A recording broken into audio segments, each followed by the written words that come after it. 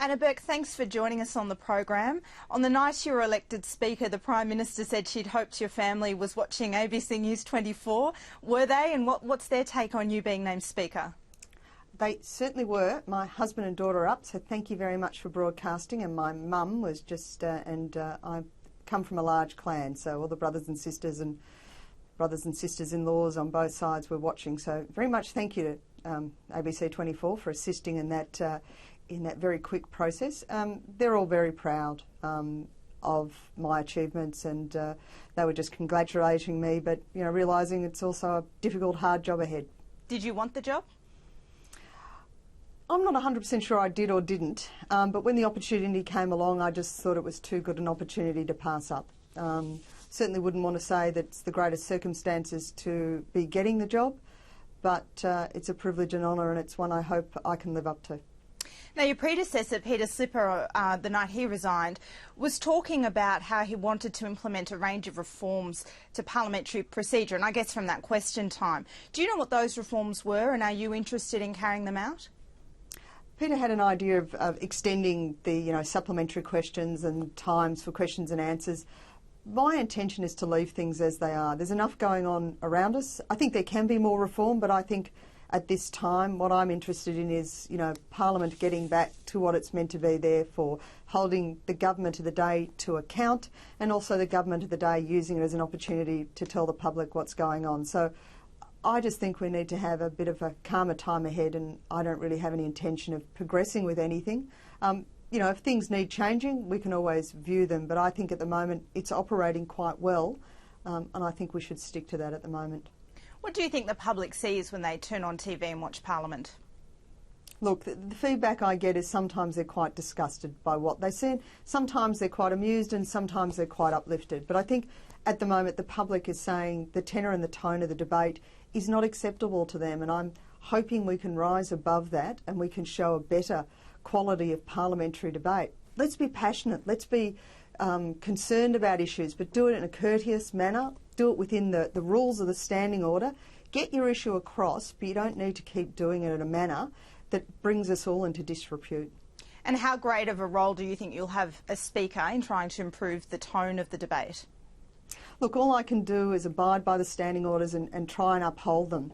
And I think, both sides of Parliament need to view what the public is saying about how they're seeing the performance of Parliament. I think, as I say, we need to rise above how we've been seeing it of late. It's a great opportunity. People don't appreciate what a great opportunity our democracy and our system of Parliament actually offers us to, particularly from the opposition's point of view, to use question time effectively, and from the government to give answers. Let's get back to doing that and get away from some of the personal vitriol that's been going on.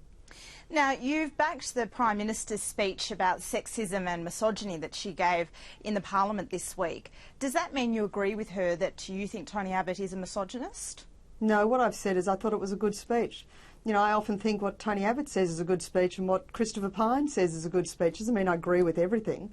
I think there were certain issues that the Prime Minister raised that needed to be called out. They needed to be spoken about. That the tone of the debate, not just in the Parliament but across the public, has become a bit vile. And, there's quite a lot of sexism, as she said, the signs in the Parliament, ditch the witch, and those sort of things. I think the public has yet to accept that a female is the Prime Minister, and they've had difficulty. Some sections, some have completely celebrated it, but there were certain parts of her speech where I thought that it was good. She'd made the comments and needed to speak about those things.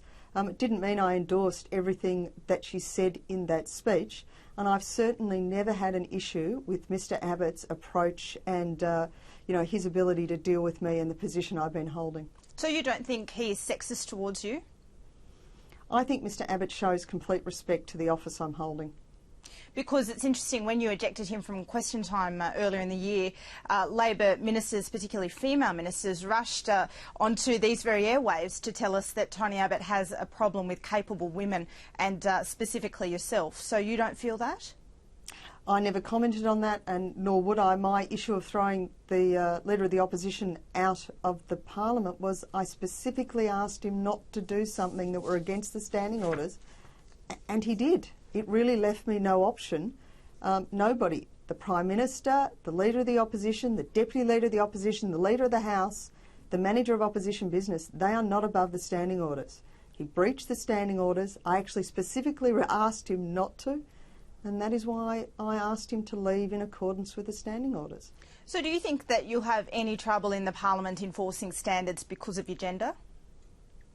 I think there's an issue of, showing respect to the office of Speaker at the moment, and we need to rise above that.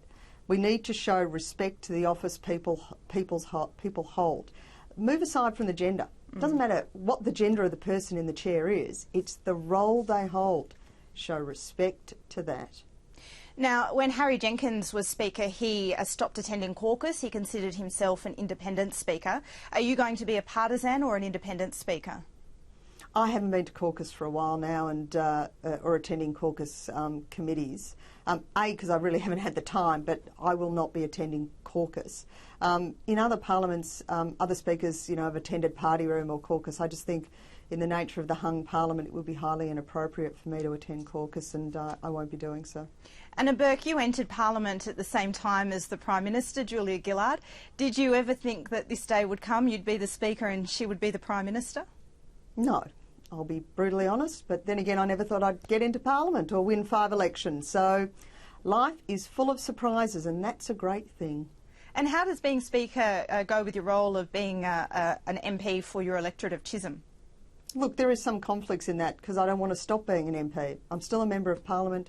I have sought pre-selection to contest the next election. I'm still here to advocate for my electorate. Obviously I won't be able to do it in the Parliament, but I'll still be using the opportunities with the government of the day to advocate for the issues of concern to my electorate. I'll still be attending electorate functions. I'll still be out there asking my community what they want me to do on their behalf. And yeah, that can be a juggle, but it's certainly not going to stop me from speaking up on behalf of the people I represent in the great seat of Chisholm. I wouldn't be here without them. Okay, Anna Burke, well, we're out of time. Thank you so much for joining us, and congratulations on your appointment. Thank you very much.